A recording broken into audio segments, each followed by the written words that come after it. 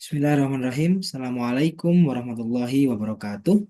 Selamat pagi, siang, sore, dan malam kepada seluruh asisten Laboratorium Anatomi FKUNS. Perkenalkan, nama saya Nur Abdurrahman Mufid dengan NIM G00240032 dari kelompok B8. Pada kesempatan kali ini, saya akan membahas tentang anatomi dari Tractus respiratorius superior. Jadi yang pertama kita mulai, Tractus respiratorius superior terdiri dari tiga hal. Yang pertama adalah nasus, kemudian laring, dan faring. Kita pertama akan membahas kepada nasus. Jadi nasus atau hidung terdiri dari beberapa osa, yaitu os nasale, os maxilla, dan os frontale. Kita lihat di sini ya. Di sini adalah os frontale, kemudian di sini ada os nasal, sini. Kemudian di sini ada os maxilla yang bawah. Tentu hidung terdiri dari beberapa kartilago. Yang pertama adalah kartilago septinasi. Jadi ini yang tengah, yang tipis terlihat dari depan. Kemudian ada processus lateralis cartilago septinasi. Di sini maksudnya lateral nasal cartilage. Ini adalah processus lateralis cartilago septinasi. Juga yang seperti sayap, seperti ini, besar, seperti sayap besar adalah cartilago alaris mayor. Sedangkan yang seperti kecil ini adalah cartilago alaris minor. Kemudian kita lanjut kepada bagian di dalam hidung. Jadi ini kita anggap sebagai hidung ya. Di sini dibagi menjadi tiga regio, yaitu pertama vestibulum nasi atau pintu masuk dari hidung. Pintu masuk yang depan adalah disebut sebagai nares. Sedangkan pintu yang belakang yang menghubungkan antara kafum nasi dengan nasofaring adalah disebut koana. Nares dan koana. Kemudian dua regio. Yang pertama adalah regio olfaktoria yang atas yang diwarnai oleh pink ini. Regio olfaktoria, di sana ada nervus olfactorius.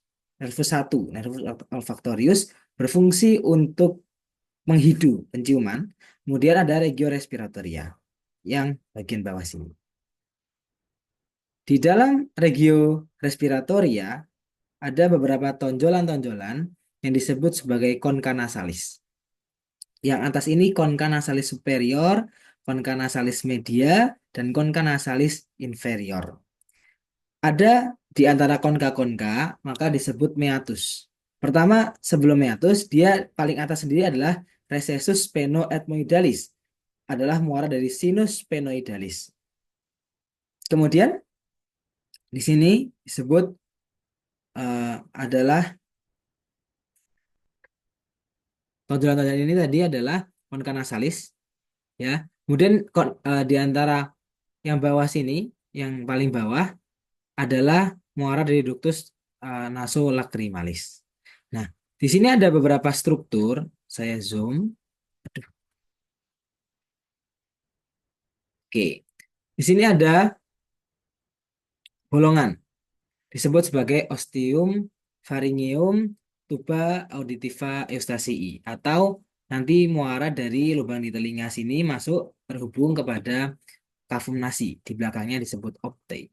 Ada dua peninggian, yaitu torus tubarius di bagian atas belakang sini. Kemudian ada torus levatorius di bagian bawahnya sini. Ini kita lihat ya.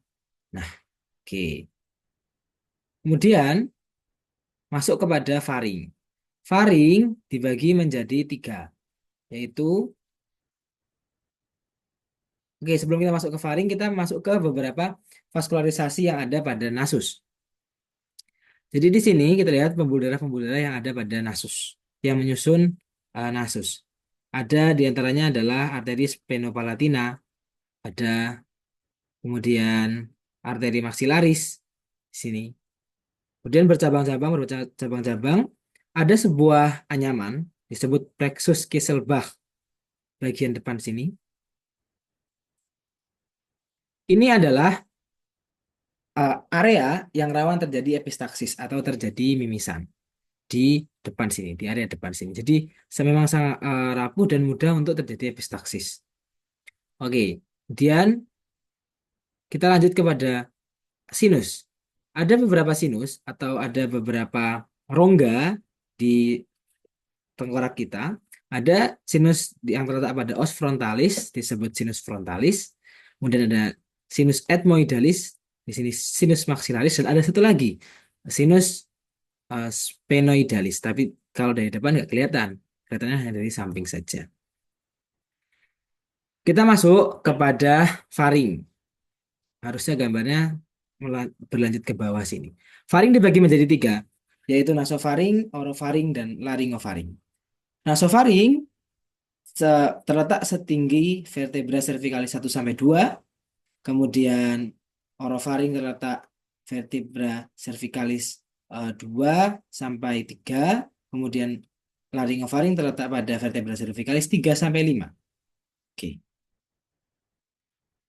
Yang menghubungkan di sini, jadi tadi dari rongga kavum nasi dihubungkan ke nasofaring adalah koana atau pintu belakang dari hidung.